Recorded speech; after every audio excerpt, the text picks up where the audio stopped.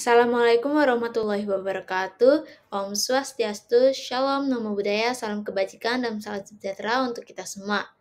Perkenalkan, saya Fairiza Asmi Kusuma. Pada kesempatan kali ini, saya akan mempresentasikan CBL 2 Manajemen Babi dan Kesehatan Babi. Adapun topik yang saya ambil yaitu pemberian pakan dan pemeliharaan. Sebelumnya, izinkan saya untuk memperkenalkan identitas saya. Saya Fairiza Asmi Kusuma dengan NIM 23095111128 dari kelas C, merupakan mahasiswa Fakultas Kedokteran Hewan Universitas Udayana yang sedang menempuh mata kuliah Manajemen Babi dan Kesehatan Babi.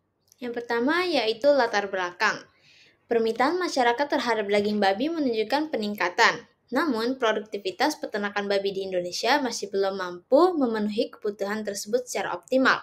Hal ini dikarenakan oleh masih dominannya sistem peternakan tradisional dengan manajemen yang kurang efisien, kualitas pakan yang tidak sesuai dengan kebutuhan fisiologis babi, serta sistem pemeliharaan yang kurang baik turut menjadi faktor penghambat.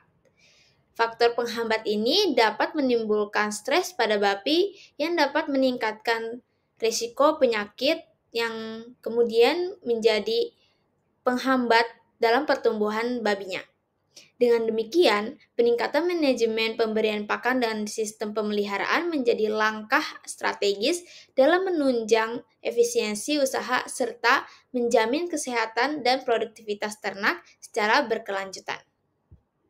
Adapun rumusan masalahnya yaitu pertama, bagaimana manajemen pemberian pakan yang efektif dalam pemeliharaan ternak babi. Yang kedua, apa saja faktor penting yang perlu diperhatikan dalam sistem pemeliharaan ternak babi. Dan yang terakhir, bagaimana upaya atau solusi yang dapat dilakukan untuk memperbaiki sistem pemeliharaannya babi di peternakan masyarakat. Tujuan dari pembahasan kali ini pertama, menjelaskan prinsip manajemen pemberian pakan yang baik dan sesuai kebutuhan fisiologis babi. Kedua, menguraikan aspek-aspek penting dalam sistem pemeliharaan ternak babi.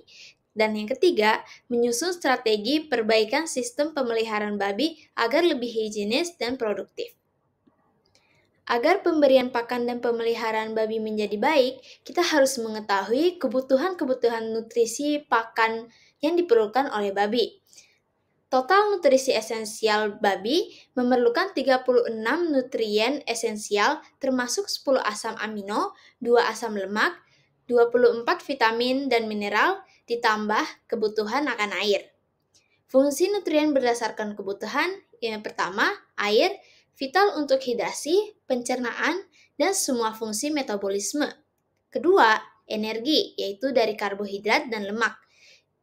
Energi ini membantu aktivitas harian, pertumbuhan, pemeliharaan, reproduksi, dan laktasi. Yang ketiga, terdapat protein dan asam amino esensial. Protein dan asam amino ini krusial untuk sintesis otot, enzim, dan hormon, diformulasikan sesuai fase produksi. Yang terakhir yaitu vitamin dan mineral, mendukung kesehatan tulang, reproduksi, imun, dan metabolisme. Contohnya seperti niacin, riboflavin, tiamin, asam pantotenat, folat, vitamin B12, vitamin E, selenium, dan yodium.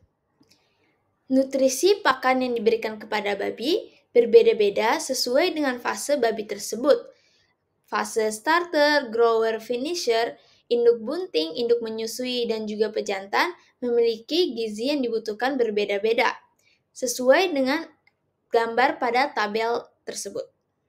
Selanjutnya yaitu jenis-jenis pakan babi.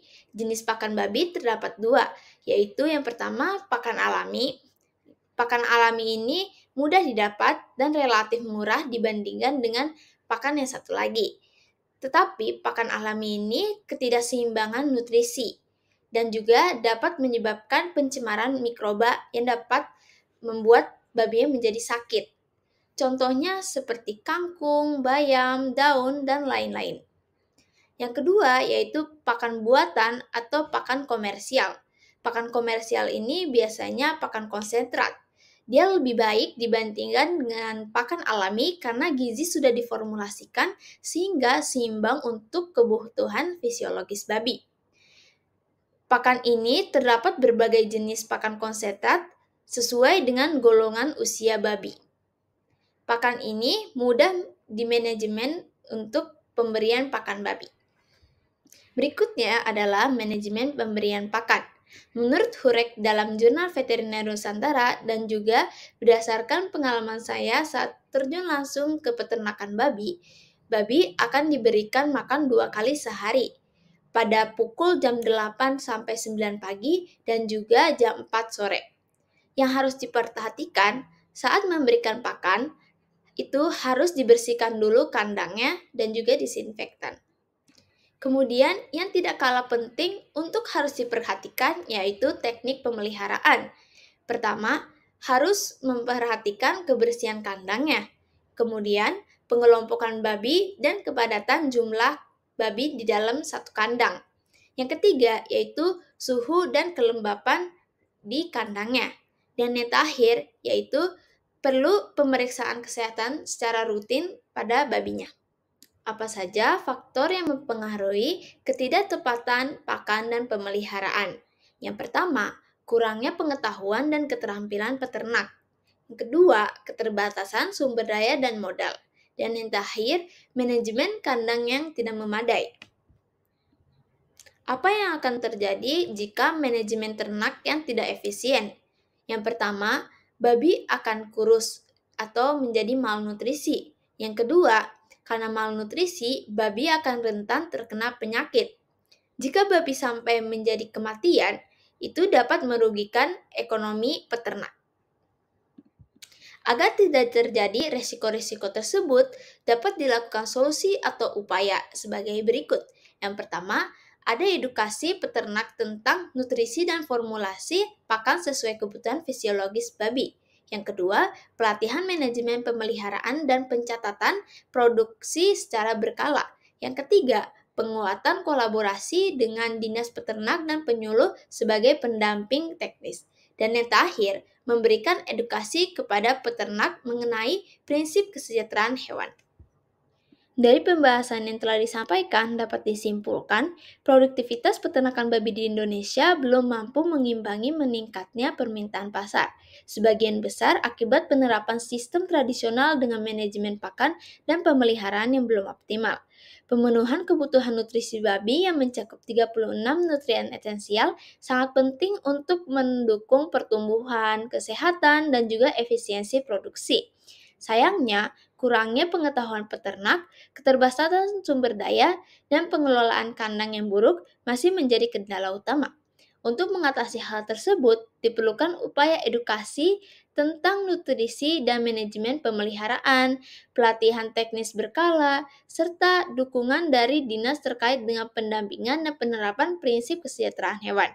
Semoga dengan pembahasan yang telah dilakukan dapat membantu perbaikan dalam pemberian pakan dan sistem pemeliharaan babi secara lebih baik dan berkelanjutan.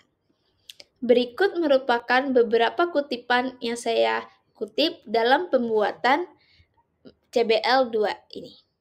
Sekian presentasi dari saya. Mohon maaf bila ada kesalahan. Wassalamualaikum warahmatullahi wabarakatuh. Terima kasih semuanya. Bye.